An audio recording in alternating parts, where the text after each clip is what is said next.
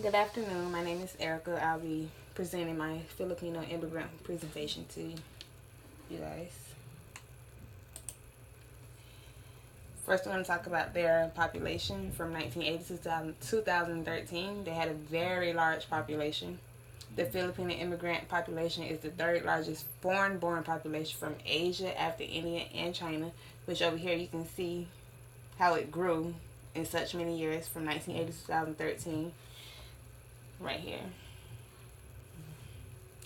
Since 1990, the Philippines has been consistently among the top 5 countries of origin and was the fourth largest in 2013, accounting for 4.5% of the 41.3 million total immigrant population in the United States. The top 4 counties with Filipino immigrants were Los Angeles, San Diego counties in California, Clark County in Nevada, Honolulu County in Hawaii, and together the top 4 counties comprise 26% of the Filipino immigrant population in the United States. They were a very large population. And here is their origin. You can see them on the map over here. Well, you can't really see it, but they're located Southeast Asia. And you can see China's right across from them. There was a cluster of about 7,100 islands in the Western Pacific Ocean southeast of China. The islands were a part of the Spanish East Indies, the Spanish territories in Asia Pacific from 1565 until 1898. The Philippines came under the control of the United States of America in 1898 following the Spanish-American War, April 25th, 1898 through August 12th, 1898. The Spanish War was a major impact on them that took effect on them really bad. And here you can see some of the occupations that they contribute to the United States. 37% are in the precision production.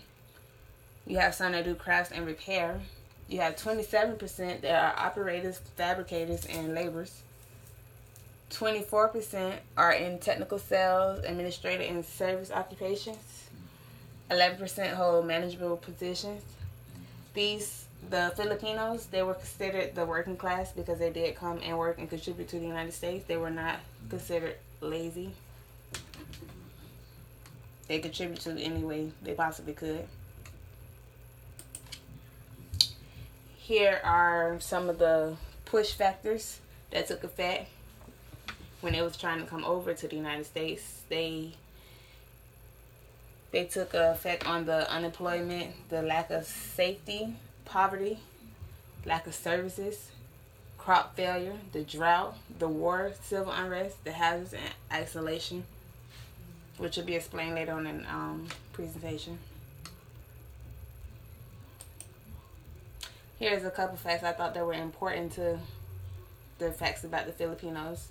The reasons for the Filipino immigration to America were motivated by political reasons such as escaping from the harsh rule of the Spanish or the later dictatorship of Ferdinand Marcos. The poverty and high levels of unemployment in the Philippines are still a strong motivational reason for the high levels of Filipino immigration to America. Some Filipino immigrants also look to avoid the natural disasters in the Philippines such as earthquakes, landslides, and typhoons. And here, this breaks down the 2 different types of Filipinos, from the working class and then the poor class. There were 2 types of Filipinos who went to the United States. One type was comprised of the educated, initially middle-class Filipinos who came as, I don't know how to say that word, government scholars, what they were considered of, for the purpose of furthering their education and training in the United States. The second type were poor Filipinos who came as a cheap migrating labor supply for Hawaii plantations, California farms, and the Alaska fishing industry. This is how they were separated. You had some who were educated and can go out and get jobs. You had some that had to settle for less to do whatever they had to do to make money. Some challenges that they face coming to the United States. The climate change. Because the Philippines island experience a tropical climate, the Filipinos may also experience difficulty in dealing with the colder season in the United States, such as going to New York during wintertime might be freezing versus when in their country it might be still hot. That was a major challenge for them. Language was another challenge that was faced. Many Filipinos may not seem to be hindered by a language barrier for you. The simple fact that English is one of the two official languages in the Philippine Islands. And the next challenge that was faced was some Filipinos may find it hard to fit in with American communities without losing their cultural significance, such as having to switch over to whatever community they're living in. They may have to bow down to what they're doing and disrespect their culture. I don't know how to put it.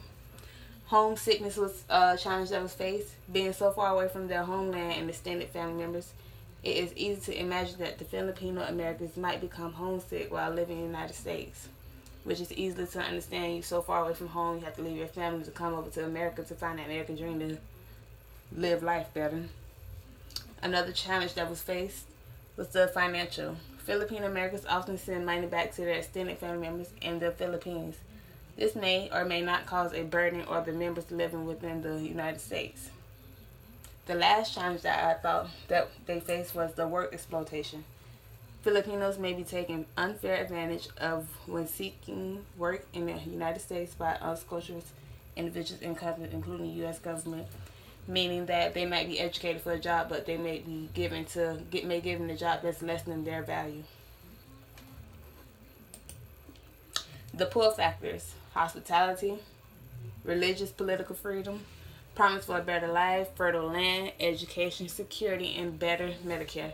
Education was one of their major pull factors. They wanted their education. They did whatever to get their education. And here is their settlement patterns.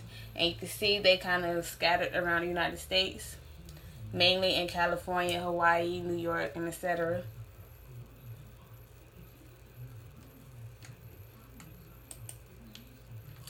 The Filipinos, they also faced 4 major waves that was very huge to them.